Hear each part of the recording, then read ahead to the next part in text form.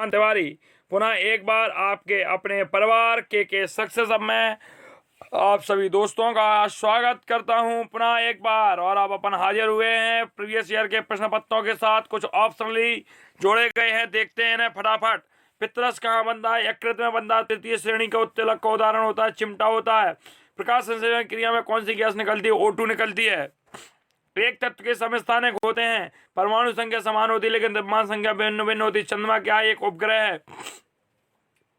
Vitamin D का रासायनिक नाम लिखिए। इसकी कमी से कौन सा रोग होता है? विटामिन डी का रासायनिक नाम कैल्सीफेरॉल होता है। इसकी कमी से रिकेटस, कैंसर, क्षय रोग, हड्डियों का कमजोर होना एवं लचीला होना, रीढ़ की हड्डी का झुकना आदि रोग हो जाते हैं। बेकिंग सोडा का रासायनिक सूत्र तो उपयोग लिखिए। बेकिंग सोडा का रासायनिक सूत्र NaHCO3 होता है। घरेलू उपयोग क्या होता है? बेकिंग पाउडर बनाने में, पेय पदार्थों के निर्माण में, ब्रेड केक बनाने में, औद्योगिक उपयोग, सोडियम बाइकार्बोनेट के निर्माण में, पाचक पदार्थों के निर्माण आदि में। अगला देखते हैं, जल में घुलनशील विटामिन और वसा में घुलनशील विटामिन का नाम क्या होता है? जल में घुलनशील जो विटामिन होती हैं वह है हमारी विटामिन बी और विटामिन सी जो होती है वह वसा में घुलनशील होती है। और जल में घुलनशील कौन होती है? ADE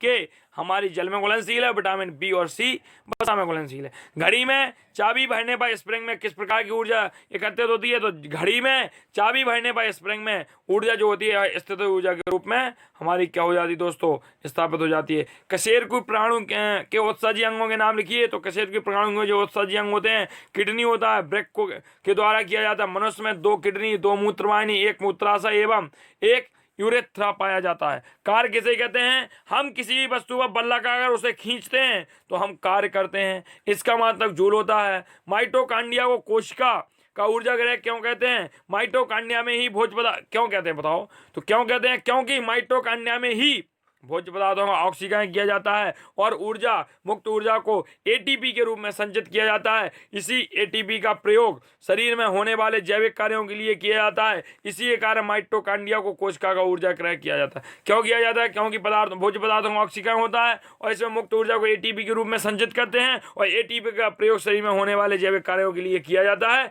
इसी कारण माइटोकांड्रिया को कोशिका का ऊर्जा गृह कहा जाता है। इसके द्वारा प्रोटीन का संश्लेषण भी किया जाता है। एक कोशिका में लगभग 1 से लेके 3 लाख तक की माइटोकांड्रिया पाई जाती है। माइटोकांड्रिया लगभग 0.5 माइक्रो से लेके 1.5 माइक्रो मोटी होती है, 40 माइक्रो तक लंबी होती है। 1 माइक्रो बराबर 10⁻⁻6 मीटर होता है। भाई आप लोग शांति बनाए रखें। फसल चक्र से क्या लाभ होते हैं? फसल चक्र से इससे भूमि की भौतिक, रासायनिक एवं जैविक दशा ठीक रहती है क्योंकि फसल चक्र में दाल वाली फसलों का विशेष स्थान होता है। फसल चक्र द्वारा फसलों में लगने वाले कीड़े एवं रोग नियंत्रित रहते हैं। अतः कीड़े फसल के लिए हानिकारक होते हैं, उसी प्रकार लगते हैं। इसी प्रकार हेर फेर से बोने पर ये कीट नष्ट हो जाते हैं। फसल चक्र से भूमि की उर्वरा शक्ति का ह्रास नहीं होता है। अर्थात जब बदलते रहोगे तो भाई जैसे हमारा नाइट्रोजन वगैरह लाना है तो अपन मसूर वगैरह बे लें, कभी मटर बें, कभी अरहर बें, तो ये फसलें जब बदलते रहोगे तो पैदावार अच्छी होती रहती है। फसल चक्र से खरपतवारों में वृद्धि में कमी आ जाती है। फसल चक्र से मजदूर वर्ग वर्ष भर काम पर लगे रहते हैं और कृषक भी वर्ष भर फसल उत्पादन करते रहते हैं। इससे फसलों की पैदावार अधिक होती है। इसमें फसलों की उत्पादकता में गुणात्मक वृद्धि होती है। नाभिक की ऊर्जा क्या है? इसका क्या उपयोग है? परमाणु का समस्त भार उसके केंद्र में होता है, इसलिए इसे नाभिक कहते हैं। और परमाणु का लगभग समस्त ऊर्जा भी कहाँ होती है? केंद्र में संचित होती है। नाभिक के टूटने तथा संलयित होने पर अत्यधिक ऊर्जा निकलती है जिसे नाभिक की ऊर्जा कहते हैं दोस्तों। जब यूरेनियम जैसी भारी भरकम धातुएं टूटकर 2 या 2 से अधिक नाभिक बनाते हैं तो उसे नाभिक के विखंडन कहते हैं। इससे ऊर्जा के साथ साथ अदृश्य किरणें भी निकलती हैं। संतुलित आहार से क्या तात्पर्य है? हमें संतुलित आहार क्यों लेना चाहिए? सामान्यतः पूरे दिन में जो कुछ भी हम खाते हैं उसे आहार कहते हैं। हमारे शरीर की वृद्धि, अच्छे स्वास्थ्य को बनाए रखने के लिए हमें आहार में वे सभी पोषक तत्व उचित मात्रा में होने चाहिए जिनकी आवश्यकता हमारे शरीर को है। कोई भी पोषण तत्व न उचित मात्रा से अधिक हो न कम हो। हमारे शरीर में आहार में पोषक तत्व, विटामिन, खनिज के साथ साथ पर्याप्त मात्रा में रेशे युक्त खाद्य पदार्थ तथा जल होने चाहिए। इसके साथ साथ दोस्तों देखते हैं इस प्रकार के आहार को संतुलित आहार कहते हैं। मतलब जिसमें हमारा एक निश्चित मात्रा में प्रोटीन हो, एक निश्चित मात्रा में विटामिन वगैरह हो, संतुलित आहार हो, एक है इंसान का जो एक संपूर्ण आहार होता है उसी के हिसाब होना चाहिए, क्योंकि मनुष्य के भोजन में विभिन्न पोषक तत्वों की अत्यंत आवश्यकता होती है, क्योंकि उचित पोषण ही शरीर को स्वस्थ रखता है और स्वस्थ मनुष्य शारीरिक एवं मानसिक कार्य भली भांति संपन्न समर्थ होता है। हाँ दोस्तों, तो अब आगे अपन चलते हैं और अगला प्रश्न देखते हैं। चूना पत्थर का रासायनिक सूत्र क्या होता है? CaCO3 होता है। उपजे हुए चूने का सूत्र क्या होता है? COH का होल ट्वाइज होता है। चूना पत्थर का रासायनिक सूत्र CaO होता है। भाई इसमें गलत लिखा है, ये कैल्शियम कार्बाइड का सूत्र लिख दिया, CaO होता है। चूना पत्थर का सूत्र CaO होता है। उपजे हुए चूने का सूत्र COH का होल ट्वाइज होता है। सोलर सेल के मुख्य रूप से ऊर्जा का रूपांतर क्या करता है? प्रकाश ऊर्जा का विद्युत ऊर्जा में। पेलेग्रा रोग निम्नलिखित में, देखो मैंने जब विटामिन पढ़ाए थे तब बताया था विटामिन B3 के कारण पेलेग्रा रोग होता है, तो यहाँ देखो विटामिन B का ऑप्शन दिया। जड़ों द्वारा वर्धी प्रजनन होता है शकरकंद में। वह उत्तोलक जिसमें आलम एवं आयाम के मध्य भार में होता है, ट्रॉली कहलाती है। सौरमंडल में सूर्य के सबसे नजदीक ग्रह स्थित होता है, ये भी बता दिया, बुध ग्रह होता है। मानव की खोपड़ी में उपस्थित हड्डियों की संख्या कितनी होती है? तो 29 होती है। कीटों में बच्च पदार्थों का निष्कासन एवं किस उत्सर्जी अंग द्वारा होता है? मेलपीगिनियन निसर्ग नलियों द्वारा ही मुख्य उत्सर्जन की इंद्रियां होती हैं। किसी एक अम्ल क्षार का रासायनिक सूत्र देखो, अम्ल क्या है? HNO3 है, H2SO4 है, HCl है, क्षार NaOH, KOH, NH4OH, MgOH का होल ट्वाइज। किसी एक अम्ल का अम्ल एवं क्षार का रासायनिक सूत्र लिखना था, इनके नाम भी लिख सकते हैं आप। सल्फ्यूरिक अम्ल है,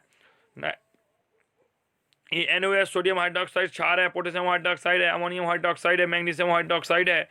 Fe2O3 में लोहे की संयोजकता कितनी होती है? तो लोहे की संयोजकता +3 है। ऊर्जा संचरण किस विधि द्वारा जलमार्ग में होता है? तो संवहन पानी में होता है। आगे देखते हैं, धातु ऑक्सीजन से अपक्रिया करके क्या बनाती हैं? लिटमस पथ द्वारा कैसे पहचाने कि अम्लीय ऑक्साइड या हमारी भास्मिक ऑक्साइड रासायनिक अपक्रिया मिलते हैं? तो धातुएं ऑक्सीजन से संयोग करके भास्मिक ऑक्साइड या बेसिक ऑक्साइड बनाते हैं।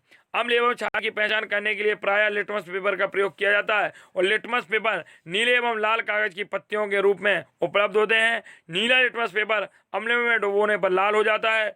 जब अम्ल में कोई नीला लिटमस पेपर लोगे और आप अम्ल के ऊपर रख दोगे तो वह लाल हो जाता है, और यदि लाल लिटमस पेपर होगा उसको क्षार के ऊपर रख दोगे तो वह नीला कर देगा। यह अम्ल और क्षार की पहचानने की हमारी क्या होती है? युक्ति। कृषि कार्य में प्रयुक्त उपकरण डेवलर एवं कल्टीवेटर की उपयोगिता लिखिए। तो डेवलर जो होता है रबी फसल के बीजों को बोने का साधारण यंत्र होता है। इससे द्वारा छिद्रों के माध्यम से बीज बोया जाता है, जिससे फसल का औसत उत्पादन अधिक होता है, जैसे गेहूं बोया जाता है। कल्टीवेटर क्या होता है? ट्रैक्टर के पीछे कल्टीवेटर यंत्रों का प्रयोग करके खेत की जुताई कर मिट्टी को उलट पलट कर दिया जाता है, इससे मिट्टी में गुणात्मक सुधार होता है। इन यंत्रों से श्रम एवं समय की बचत होती है। परिवेश की सुरक्षा एवं मांगे दोस्तों, ये आपके ऊपर था, लेकिन फिर भी मैं इसके अंतर्गत प्रवेश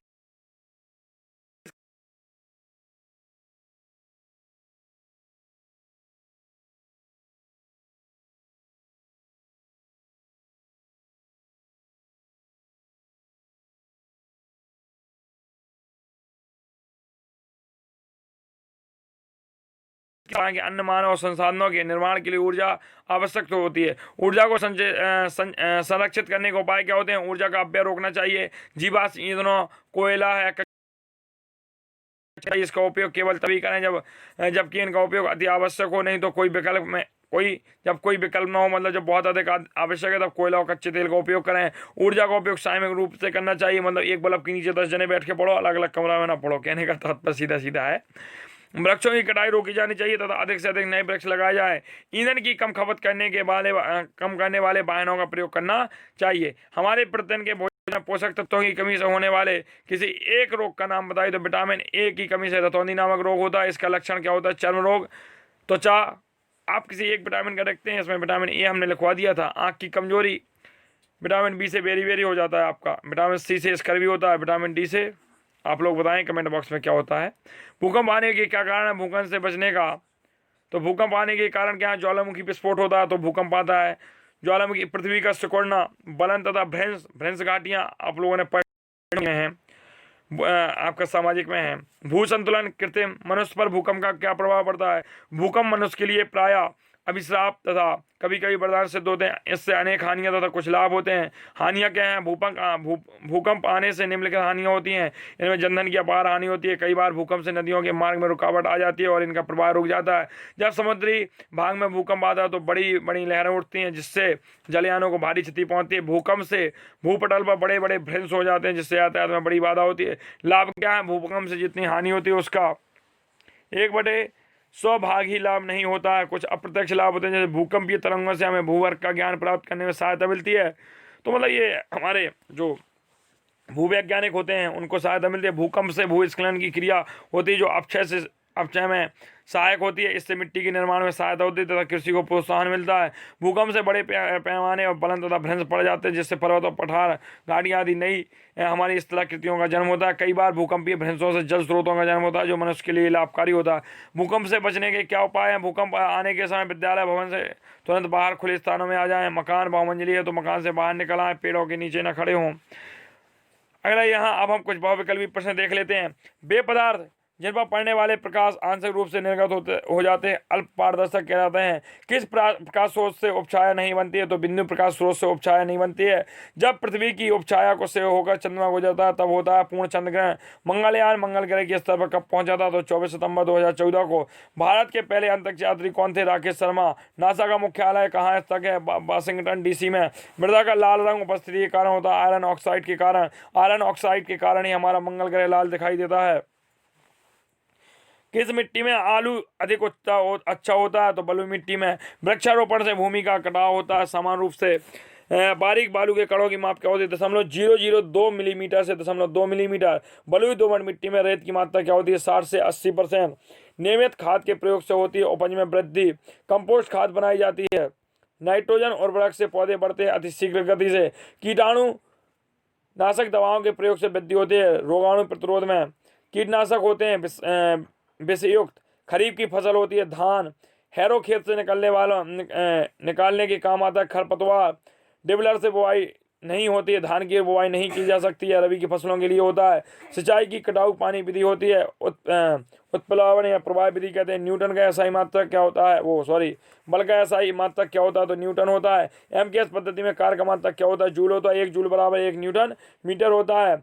वस्तु में गति के कारण कार्य करने की क्षमता को क्या कहते हैं? गतिज ऊर्जा कहते हैं। स्थिति के कारण ऊर्जा जो होती है उसे स्थित ऊर्जा कहते हैं। यांत्रिक लाभ क्या होता है? W/F को यांत्रिक लाभ कहते हैं। चिमटा उदाहरण है तृतीय श्रेणी को उत्तोलक का। कोशिका का भाग है केंद्रक। साइटोप्लाज्मा में पाया जाने वाला महत्वपूर्ण पिंड होता है केंद्रक। कोशिका का सबसे महत्वपूर्ण अंग हमारा क्या है? केंद्रक होता है। जीवन का मूल आधार जीवद्रव्य होता है। मानव के शरीर में कितनी अस्थियां होती हैं? 206 होती हैं। श्वसन अंग क्या होता है? हृदय होता है। कंकाल तंत्र के कार्य क्या होते हैं? श्वसन में सहयोग प्रदान करना होता है। दांतों के ऊपर चढ़े आवरण को क्या कहते हैं? इनेमल कहते हैं। दांतों के स्वस्थ रखने के लिए क्या लेना चाहिए? विटामिन A और C। दांतों का क्या कार्य है? दांतों का कार्य भोजन को चबाना, भोजन को फाड़ना, भोजन को छोटे छोटे टुकड़ों में काटना। दांतों के आगे देखते हैं। अमाशय में पाए जाने वाला एंजाइम क्या होता है? पेंसिन हो जाता है। अग्नाशय में पाए जाने वाला एंजाइम कौन होता है? एमाइलाइसिन होता है। और आगे देखते हैं दोस्तों, शर्करा का नियमन करने के लिए कौन से सहायक हार्मोन्स होते हैं? तो इंसुलिन हार्मोन्स होता है। कैल्शियम तथा फास्फोरस के नियमन का कार्य करता है पैराथार्मोन क्या होता है? जल में घुलनशील विटामिन है विटामिन B दांतों की मजबूती के लिए आवश्यक होता है। कैल्शियम तथा फास्फोरस हमारे दांतों की मजबूती के लिए होता है। आगे हम दोस्तों देखते हैं। पैकेट का दूध संरक्षित किया जाता है पाश्चीकरण द्वारा। परमाणु का समस्त द्रव्यमान निहित होता है प्रोटॉन तथा न्यूट्रॉन में। किसी तत्व का परमाणु क्रमांक बराबर होता है उसके परमाणु में उपस्थित प्रोटॉनों की संख्या से। परमाणु के नाभिक में क्या होता है? परमाणु के नाभिक में हमारे प्रोटॉन तथा न्यूट्रॉन होते हैं। निष्क्रिय गैस का इलेक्ट्रॉनिक विन्यास जो होता है 2-8। मतलब निष्क्रिय गैस हमारी क्या होती है? हीलियम होती है, नियोन होती है, आर्गन होती है, क्रिप्टॉन होती है, जीनान होती है, रेडन होती है। तो इनका बाहरी कक्ष में 8 होगा या 18 होगा या 32 होगा। निम्न से तत्व का वह गुण जो पूर्णांक है परमाणु क्रमांक कहलाता है। दोस्तों हम देखते हैं आगे चलते हैं। हाँ दोस्तों, किसी तत्व के 2 समस्थानिक परमाणु में भिन्न क्या होता है? न्यूट्रॉनों की संख्या होती है। आगे हम बात करते हैं परमाणु द्रव्यमान का अंतरराष्ट्रीय मात्रक क्या होता है? कार्बन 12। कैल्शियम हाइड्रोक्साइड का सूत्र क्या होता है? COH का होल ट्वाइस। यहाँ दिख नहीं रहा है आपको, पूरा यहाँ लिखे दे रहे हैं हम। CaOH का होल ट्वाइस, ये होता है कैल्शियम हाइड्रोक्साइड का सूत्र। आगे हम दोस्तों बात करते हैं भौतिक परिवर्तन में क्या होता है। पदार्थों के अणुओं में परिवर्तन नहीं होता। रासायनिक परिवर्तन है मोम का पिघलना, एक रासायनिक परिवर्तन नहीं होता है। कागज का जलना रासायनिक परिवर्तन होता है। अगला देखते हैं निम्न में से कौन सा प्रत्यावर्तित परिवर्तन है। मोम का पिघलना। ज्वालामुखी का फटना क्या है। अनियमित परिवर्तन है। दिन रात का होना नियमित एवं प्राकृतिक परिवर्तन। अम्ल वे पदार्थ होते हैं जो जलीय विलयन में H3O आयन देते हैं, हाइड्रोनियम आयन देते हैं। एक पदार्थ में प्रोटॉन प्रदान करने की प्रवृत्ति होती है। एक पदार्थ में इलेक्ट्रॉन एवं ग्रहण करके उपसर्ग संयोजक बंध बनाने की प्रवृत्ति होती है। लुईस की धारणा के अनुसार क्या होता है। अम्ल कहलाता है एक पदार्थ में इलेक्ट्रॉन ग्रहण करके हैं। अम्ल और क्षारों की प्रबलता निर्भर करती है। चलो इसे देखते हैं। HIV के कारण कौन सी कोशिकाएं नष्ट हो जाती हैं। तो T4 तथा T11 लिम्फोसाइट्स कोशिकाएं HIV एड्स के कारण नष्ट हो जाती हैं। HIV वायरस जो होता है, एड्स का पूरा नाम क्या होता है। तो उपार्जित प्रतिरक्षा न्यूनतम syndrome, acquired immuno deficiency syndrome, acquired immuno deficiency syndrome होता है। एड्स के रोगजनक वायरस का पूरा नाम क्या होता है। एड्स वायरस मानव प्रतिरक्षा न्यूनता विषाणु होता है। HIV होता है जिसकी T4 तथा T11 लिम्फोसाइट्स कोशिकाएं क्या कर देता है, हमारे शरीर की नष्ट कर देता है।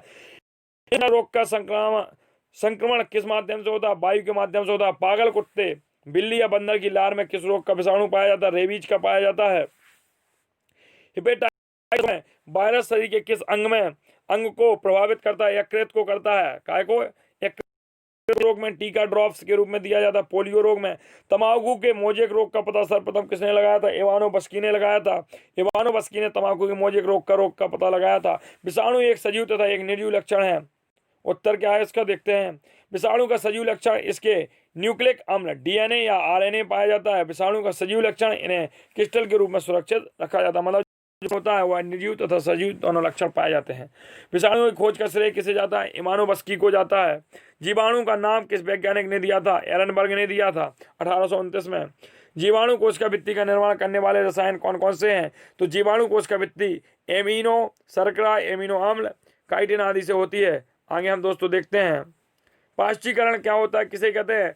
इस विधि द्वारा दूध को संरक्षित किया जाता है। दूध को 15 सेकंड तक 71.7 डिग्री सी ताप पर अथवा 20 मिनट तक 72.8 डिग्री सी ताप पर गर्म करके शीतलता से ठंडा किया जाता है। इससे दूध के जीवाणु नष्ट हो जाते हैं और दूध अधिक समय। दोस्तों जितना 5 बार बढ़ा दिया इतना आप लोग पढ़ लीजिए।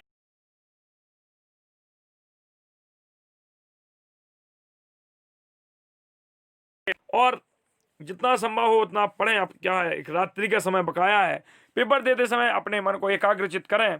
आज कुछ मेरे भाई बहनों ने कहा उनका मन एकाग्रचित रहा लेकिन मन में भय था। अब आप 2 पेपर दे चुके हैं तो कल के विज्ञान के लिए पेपर के लिए आपको best of luck. I hope कि आपको जो मैंने पढ़ाया है, आपने जो पढ़ा है यही पेपर में बिक जाए, ऐसी मां सरस्वती की कृपा हो जाए तो बहुत अच्छा रहेगा मेरे सभी छोटे भाई बहनों के लिए।